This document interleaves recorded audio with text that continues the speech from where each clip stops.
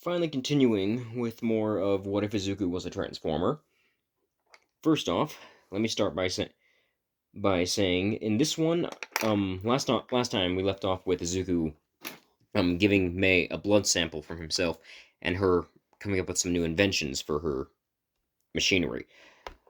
But today, we are going to do the USJ arc today, but not just yet. First off, um, Izuku is pretty much just kind of like going around trying to scan more vehicles or tools that he can use into his arsenal. And one of the things that he finds is he finds this he finds an old broken down speaker. This speaker that he finds happens to be from like quite a while ago, like before quirks were a thing. But it's also really powerful. And he figured if he scans it, maybe he can make it stronger with his quirk. So that's what he does. He scans it and adds it into his arsenal. But as he's scanning it, he thinks, I have an organic mode, but I also have more vehicle modes than actual organic modes. The only organic mode I have is a falcon. Maybe if I scan more organic modes, I can find one that's useful enough for battle. Because the falcon that I use is only useful for getting to higher places and actually getting places faster. That I can't use my bike form or any of my other vehicle modes. But it's not built for fighting because it's small.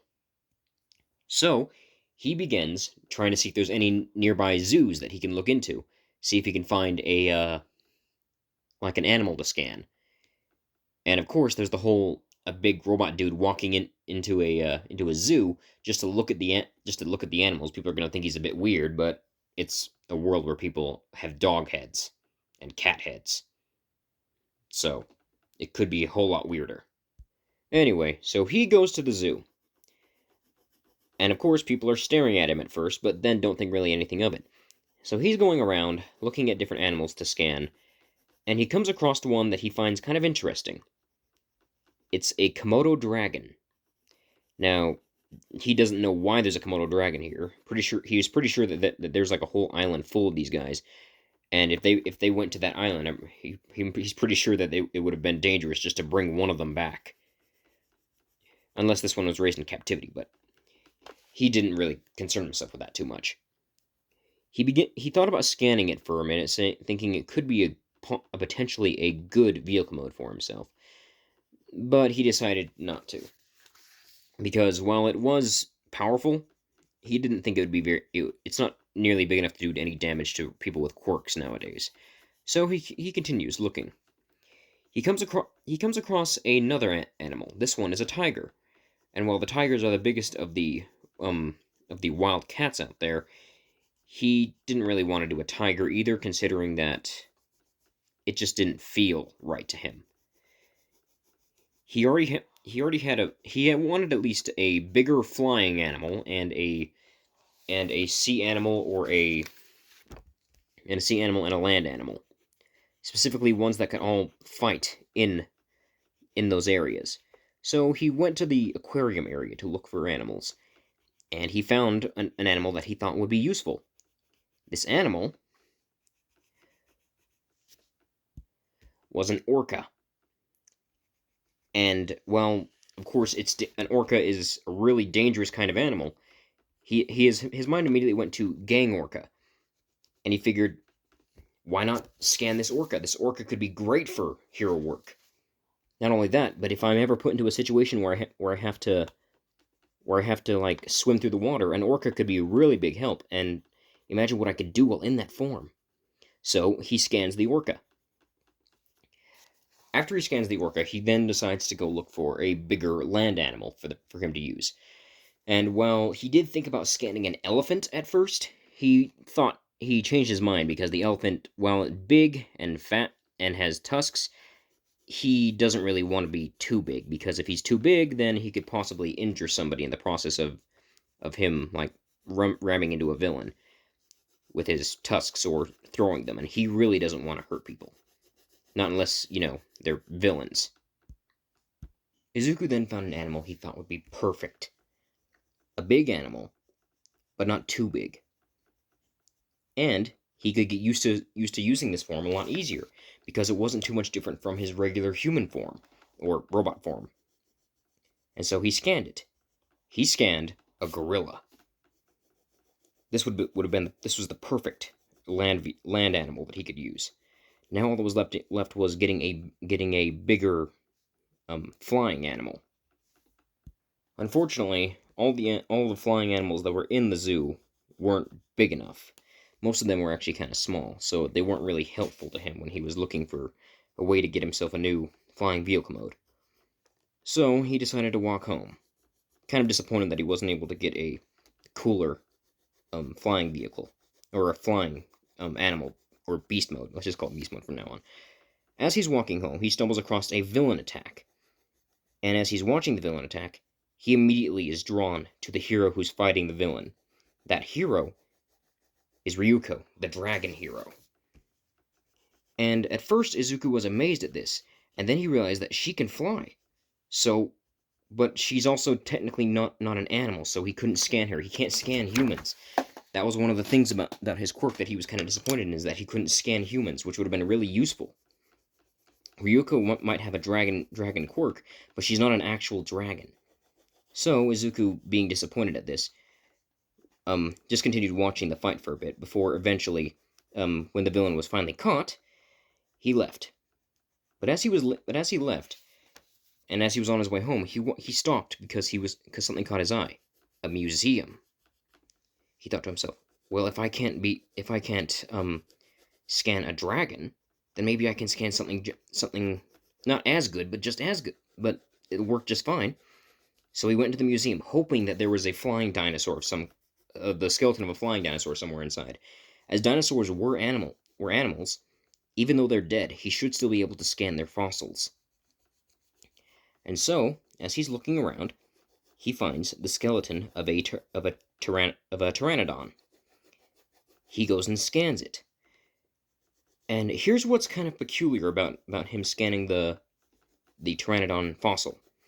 When he tries it out for the first time, which he does do in the middle of the museum, which of course startles a bunch of people, but many people are used to seeing him transform, just not into animals yet. When he transforms, he doesn't turn into, like, a full pteranodon. Instead, he's the skeleton of a pteranodon. That's it, just the skeleton. But somehow he can still fly, which confuses the heck out of him. He realizes that maybe something went wrong with my transformation. So he decided to see if it had the same effect with other skeletons. So he goes and scans a T-Rex. Lo and behold, he still turns into only the skeleton of the T-Rex. This was starting to get kind of confusing to him. So then he moved on and tried to scan a Triceratops. But unfortunately, this time he wasn't actually paying attention to where he was scanning, because he scanned the Triceratops, which lined directly up with both the Pteranodon and the T-Rex at the same time. Doing this caused his new alternate mode not to be a Triceratops, but instead being a skeletal dragon. With basically, imagine so he's got 4 legs like a Triceratops, but he has the wings of a Pteranodon on his back, and his neck and head are that of a T-Rex, and his tail is also that of a T-Rex.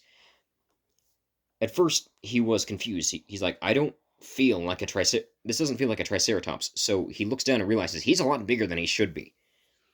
He then realized that he accidentally scanned three dinosaur fossils at once, resulting in him taking on a form that shouldn't be possible. But it still happened. He had turned into a dragon. He had become a Predacon, basically. Not the Predacons from G1, the Predacons from Beast Wars. He was a dragon now. And at first he was kind of shocked, but then he was like, if I could have done this the whole time, could I combine my forms together to make something cooler? And so, he goes back to the zoo. He wanted to try something. He realized that he could only scan multiple things if he could scan them he could scan all of them at once. Now, while this would be difficult, he knew a place in the zoo that had 3 visible animals at the same time, but were in different cages. So he went to the exhibit where the bat, the lion, and eagles were. Sorry, eagle, not eel. Sorry. I'm terrible at pronunciation sometimes. I'm terrible at talking to people too, which is why I sometimes repeat myself when I'm saying words sometimes. Anyway, he scans a bat, an eagle, and a lion all at once. This results in him transforming into a griffin, but with bat wings in place of feathered wings. And this was awesome to him. This means he could actually become mythical creatures that shouldn't be possible. And he wasn't actually going to tell his friends about any of this. He wanted to surprise them with it. And so, as he was going to school the next day, May managed to catch his attention, telling him that she had come up with a new weapon that could be used as support gear. This new weapon happened to be able to take the shape of any other weapon, and she asked him if there was anybody who could possibly need it for like anything. And Izuku thought about this for a second, because as far as he knew, there weren't very many students in his class who needed support gear. Well, not to some extent. But then he also thought of something else. Shoto Todoroki. The guy never used his fire side. He only used his ice half. And while Izuku didn't want to bother him about that, he figured that Todoroki probably could use the extra help in case he couldn't always rely on his ice. So he went and talked to him. Now, of course, Izuku'd never actually spoken to Todoroki, and he knew that he was kind of like reserved. So when he talked to Todoroki, Todoroki was kind of quiet at first, but Izuku simply stated that he wanted to help. He said that while his ice could easily freeze him over, and if he didn't want to use his fire side, that was okay, but he needed something else to be able to balance that out. And he said that May, his friend, who he just met yesterday, had been working on a support gear item using some of his DNA. The support gear item was able to take the shape of any weapon or tool that was required, as long as the tool was nearby to be able to scan. But you had to have the weapon on hand in order for it to do this.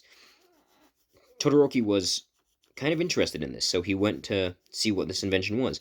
And lo and behold, Izuku would transform his body into different weapons.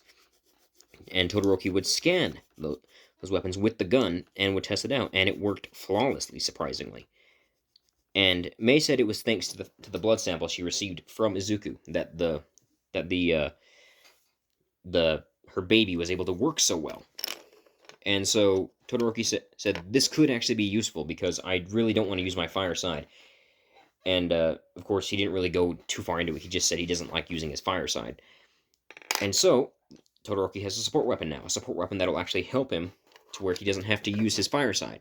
Of course, Izuku, being Izuku, is going to eventually get Todoroki to use his fire side, but not yet. Anyway, we cut to where they are getting ready to go to the... Actually, no, we got to do something else before that. They're out... Izuku, Shinzo, Bakugo, and the other two, Uraraka and Ida, as well as Todoroki, are all sitting at a lunch table, because Todoroki has actually taken quite liking to Izuku and his team and his friends because of the fact that they're so accepting of the fact that he doesn't want to use his full quirk, or at least that's what he thinks. And so he hangs out with them. Now, of course, they start talking about what happened earlier, which was the whole choosing a class representative, and that class representative that was chosen was Izuku, which wasn't actually shocking to him this time because he realized how skilled he actually was, but he'd never really imagined to be picked to be class representative. With Ida and Todoroki both saying that they did vote for him because of Ida believing that Izuku was right for the job, and Todoroki as a thank you for helping him solve that problem with his quirk. So as they begin talking, well, they kept talking, the alarms went off, and of course the whole thing goes down where it's only the media who had broken into the school illegally.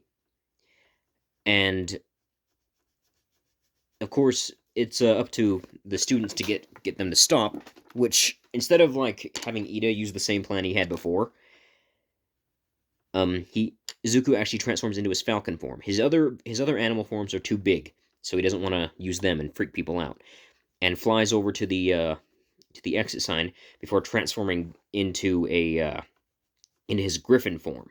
Now that he's like up higher, he's not gonna like hurt people, and makes a loud screeching noise that's amplified thanks to the sonar effects of the bat part of the griffin.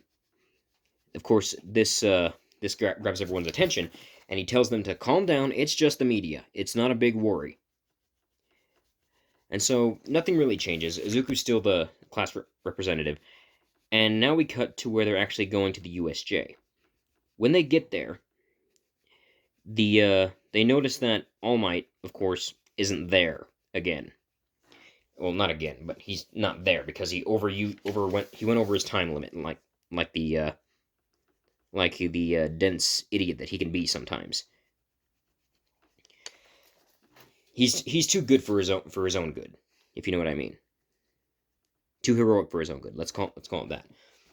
And so, as not midnight, as 13 starts explaining that how dangerous her quirk can be and how dangerous other quirks can be, Izuku and Katsuki both notice something, and that's that there's a big swirling, black misty stuff in the middle of the plaza. They notify Aizawa of it, and he immediately tells everybody that this is not a drill. They need to get out of there now. Of course, that they don't get very far because Kurogiri blocks their chances to get away.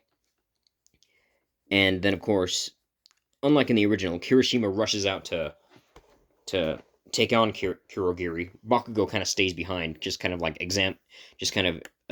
analyzing his opponent, and all the students get like pulled away again, with Midoriya getting pulled into the same place he was before, being the flood zone. But this time he thought fast, noticing he was going into water. He immediately began to transform into his orca form. When he hit into the water, several villains that were looking at him were shocked. There was a big orca that just fell out of the sky, and this orca looked very metal-like. The orca then immediately turned to all the villains and seemed to glare at them, before then rushing at all of them, attacking them in the water. The orca was about to attack another person in the water, but then stopped, realizing who it was. It was Tsuyu. Instead, the orca left her alone and began attacking the others. Tsuyu, at first, was kind of shocked that there was an orca and why it was so good at fighting off a bunch of villains, but then realized that it was Izuku because of the green part of the orca. Instead of being black and white, it's green and white. So Tsuyu then jumps out of the water and sees that Shinzo, because Minetta's not in Izuku not in the hero course at this time. Shinzo is also in the water, and she wraps her tongue around him and pulls him out of the water. They both end up on the boat, and most of the villains actually try to get out of the water or get away from this orca, because not only is this orca going around and attacking them with its teeth and with its tail, it's freaking got guns. It's like pulling guns and harpoon blasters out of nowhere and shooting at them. Well, I mean, they come out of its body, but you get the idea. So some of the villains get out of the water because they don't want to be attacked by this thing anymore. It's freaking them out. They get out of the water, but some of them stay behind. Izuku then jumps out of the water using his strong tail and transforms it into his griffin form so that he can glide down to where the other two are. He then transforms back to normal, and they have to come up with a plan to get rid of the rest of these villains who are too stubborn to leave. And while Izuku doesn't have to worry too hard about the villains, it's the fact that his friends are up there and stuck there. They can't do anything. And because of this, if he were to leave them there, it's possible the villains would probably kill them. And he didn't want that to happen. So they had to come up with a plan. Izuku and Shinzo, since they'd known each other so well, came up with a plan right off the bat. And that plan was to create a tornado a whirlpool that would distract the villains and, of course, keep them, like, kind of in check until they can get away. Which they succeed in doing.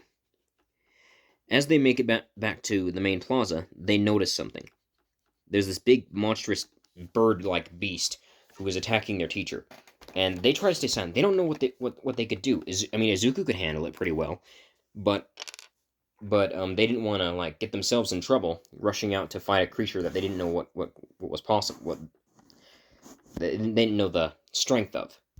Now, of course, as usual, Aizawa gets his face smashed into the ground by the Nomu. And, Shigaraki says the whole, let's go home because All Might's not here, but then immediately turns around and tries to attack Tsuyu. and then is immediately blasted by Izuku's arm cannon, sent flying away. The Nomu was not fast enough to react to this, and he didn't know what Izuku could do. Izuku looked to the side and saw that the magenta-covered lightning was around Shinzo, because he was about to attack him too. This time, Shigaraki got up and shouted at the Nomu to kill Midoriya, and as it rushed at him, Izuku simply took on his new form. He wanted to keep this a secret, but he had no choice now. He took on his dragon form, his bone dragon form, and as the Nomu rushed at him, he just reached out with his jaw, grabbed the Nomu, because he's way bigger than the Nomu is when he's in his dragon form, and tossed him, sent him flying. The Nomu, of course, gets up from this and begins to rush at him again, this time landing a clean hit on one of Izuku's legs, his front right leg, and actually breaking it, or actually breaking the leg off of his body. Now, several of his friends are actually scared because, oh no, Izuku just got his leg basically just punched off. But to everyone's shock, the leg was moving on its own. The leg had transformed into what looked like a gun and blasted the Nomu away before reattaching itself back to Izuku. Yeah, Izuku's a weaponizer in this form. As this happened, Izuku heard a voice call out from on the other side, over by the whatever the zone is Bakugo ended up in. He heard someone shout, "Hacks!" Of course, this was Bakugo saying that Izuku had just basically pulled a new trick out of his butt when he wasn't even sure he could do it in the first place. And so Izuku starts fighting the Nomu and finds it kind of not as strong as they were saying it was. Apparently, while he was in dragon form, he was a lot stronger than this creature, whatever it was. They said it was supposed to be stronger than All Might, but Izuku could tell that even though All Might was weakened, he could still beat it pretty easily. And as he kept fighting it, the Nomu couldn't really hurt Izuku, and Izuku couldn't do the same to it because of the fact that they both could pretty much just regenerate, and and Izuku's bones could just like fix themselves and attach back to his body. Eventually, Izuku started getting bored and decided to take on his robot form to deliver a punch to the Nomu instead. Now, most people didn't actually. Izuku had never actually transformed into robot form from his dragon form because of one thing. While he's in his dragon form, Izuku kind of has he's never actually the last time he transformed into his dragon form, he reverted back into what he was before transforming into robot mode again. So he was way taller than he is with any of his other forms, and he just pretty much flattened the Nomu. And Shigaraki was getting pretty ticked off. Why is this kid able to beat the Nomu? The Nomu was meant to kill All Might. Speaking of which, a voice is heard from up at the top of the balcony. "Have no fear, students. I am here." And he wasn't smiling. All Might was pissed, knowing that all these kids were being attacked, and he should have been there to do something about it. He was not happy, not in the slightest. He rushed down to go and help the kids. Seeing Izuku, he assumed that this was another villain, and so attacked him, sending his but was shocked when he accidentally knocked Izuku's head clean off, which just attached itself back to his body, and the dragon head spoke, saying, "All Might, it's just me, relax." All Might then turned his head to the other villains and started attacking them, after apologizing to Midoriya for mistaking him for a villain. And as they began to attack, the villains tried to escape. Most of them were taken out by All Might right off the bat, but Shigaraki managed to get away. All Might, however, was losing his time limit, which Izuku and Shinzo noticed. Bakugo did too, but he was farther away. They immediately had to figure out a way to get him out of there. Luckily, that's when the other teachers showed up. And they pretty much just, missed out on the entire thing because of the fact that All Might and Izuku pretty much did the rest themselves, with the Nomu being destroyed even before All Might got there. So, as the teachers got there, they immediately blocked everybody off from All Might except for the three who knew his secret. And as they were checking to see if everyone was okay, for the most part, everyone was fine. There were a few injuries here and there, here and there, and for some reason Kaminari looked like he had no brain cells for some reason.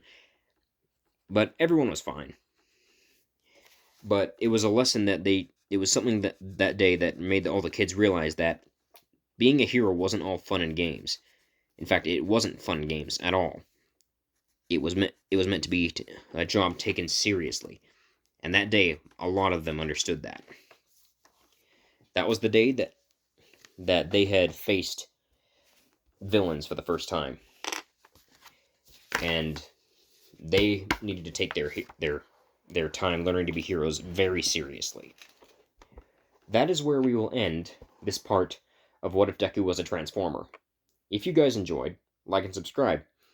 I will see you for the next one.